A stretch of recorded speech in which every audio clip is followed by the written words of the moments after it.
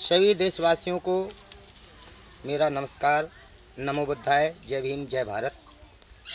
मैं आज एक शांति संदेश लेकर के आया हूँ।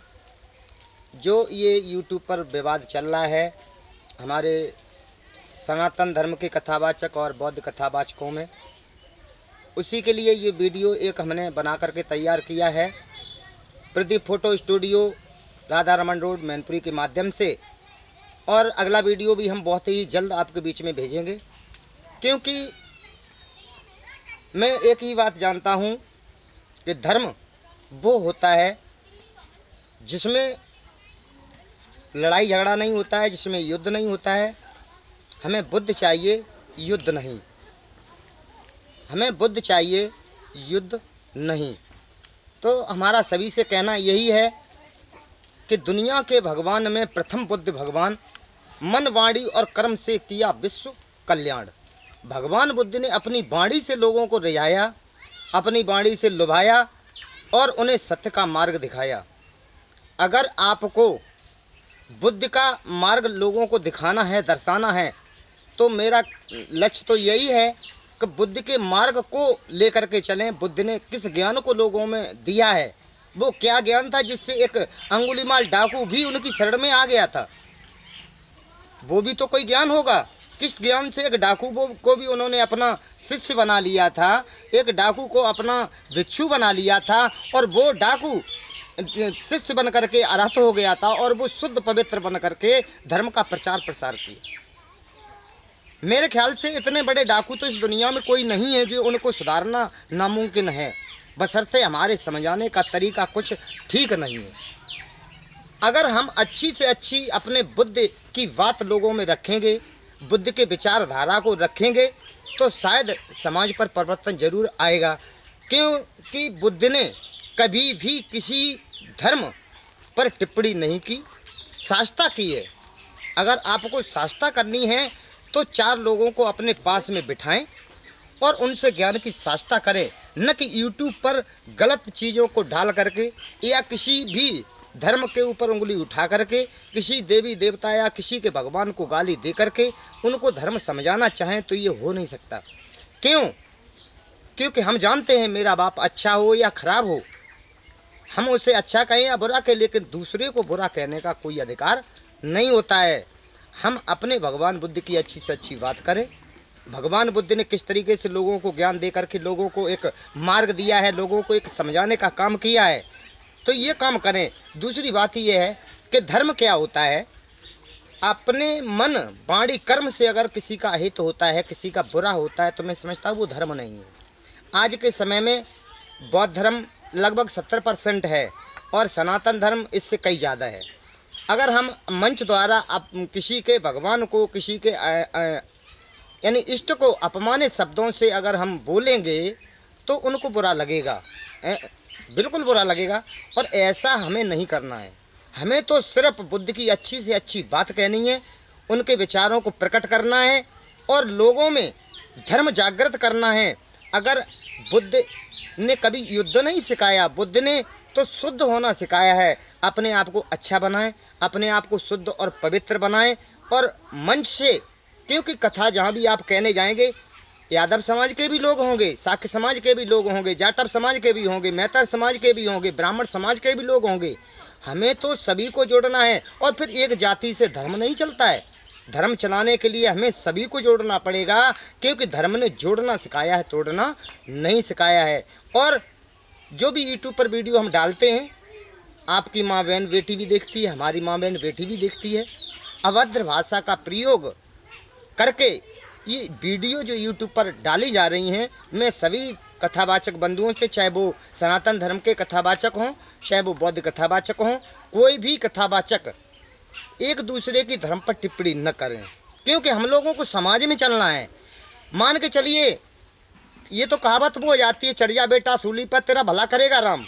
हम लोगों को सूली पर चढ़ा दिया जाता है, मरने के लिए कथावाचक हो जाते हैं।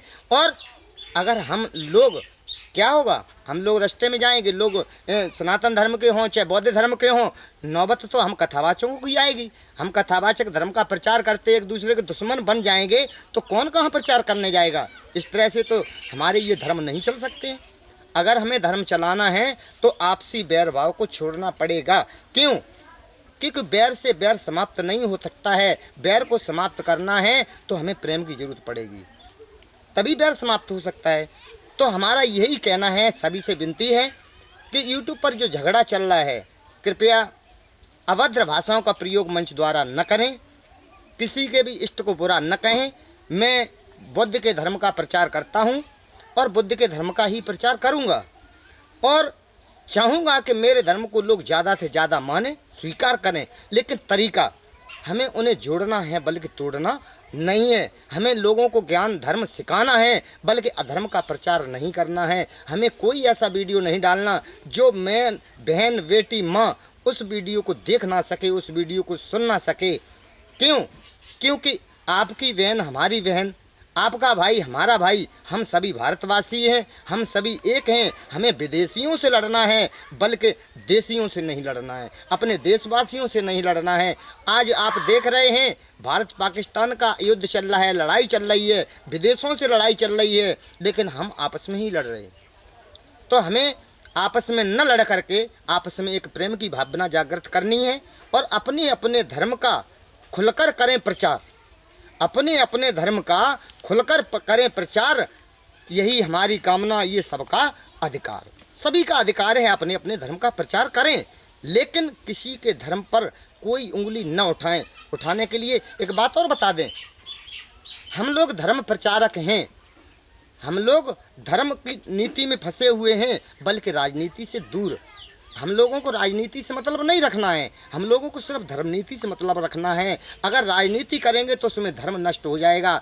क्योंकि इसीलिए हम कहते हैं कि राजनीति में अगर फंसोगे तो फिर धर्म का प्रचार करना बंद कर दो, फिर राजनीति में रहो। क्योंकि राजनीति के लिए 6 चीज़ें बहुत ज़रूरती होती हैं। हम आपको बता दें, time, talent, tragedy, mind, media, mafia.